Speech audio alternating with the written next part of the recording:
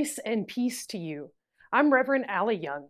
I began serving as the Associate Director of Clergy Excellence for our conference in July. And I am so eager to learn with you ways to support and encourage our clergy in both personal and professional development.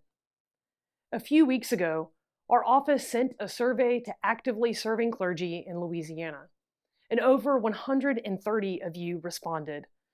Clergy serving full-time, part-time, in extension ministry, serving retired, working in community development, and as chaplains.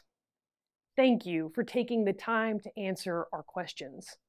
We wanted to share with you some of what we've learned from your responses. Nearly 80% of you said that you love or like your job. As we all know, the calling to ministry can be overwhelming, but it is also joyful work. I am grateful so many of you feel fulfilled by your work. And you told us what parts of ministry you feel confident about. We heard about evangelism, preaching, even things like web design, and those more traditional things like pastoral care and counseling and more. You told us what parts of ministry you still wanted to learn more about. And we learned how so many of you are craving a return of our in-person gatherings, retreats, and meetings. We learned that many of you are interested in learning how to create sustainability in your churches through lay development, long-term planning, and financial development. We're also curious about how you are doing and how we can better support you.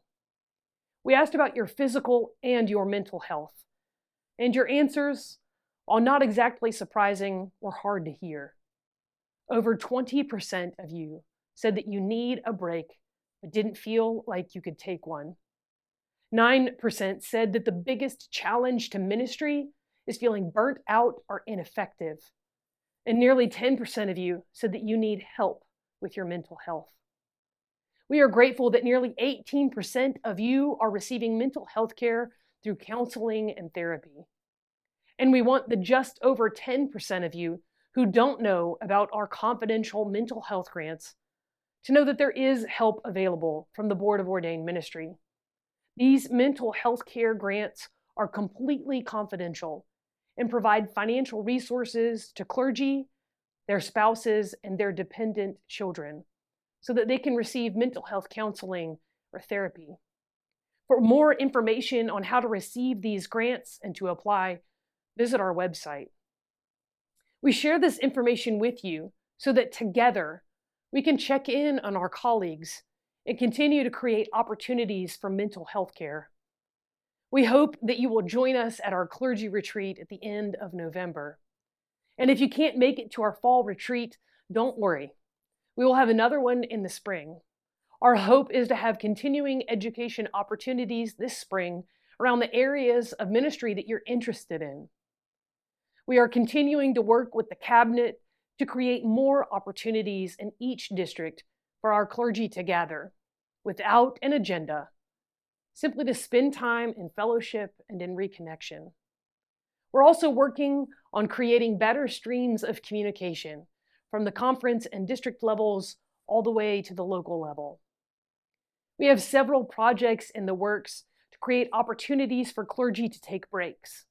Things like a pulpit supply roster for each district, a clergy burnout prevention program, and a revamping of our confidential clergy grants for mental health to make it more efficient and to maintain the highest levels of confidentiality. We thrive on ideas, and we encourage you to reach out and share any and all ideas you might have. You can send us an email at clergyexcellence@la-umc.org. More than anything, we want you to know that you are valued. We are so grateful for the work you do in your communities and churches, and we give thanks for the ways that you are living into your call. There are answers to the survey that are heartbreaking, and we're working on ways to address those needs. But we also see great hope in the answers too. Over 90% of our clergy feel like their ministry that they're doing with their churches and in their communities is making a difference. When I want to dwell in cynicism and think that the challenges of our work and our world are too big to overcome, I'm reminded that small changes, small efforts, small ideas can create a lasting impact on those we serve and serve with. So as a conference, we too are starting with small changes while we work to make ministry more sustainable for our clergy. There is great hope in our conference and in our churches. I am grateful to serve you and hope that together we can look for and find hope in our future together. Grace and peace to you.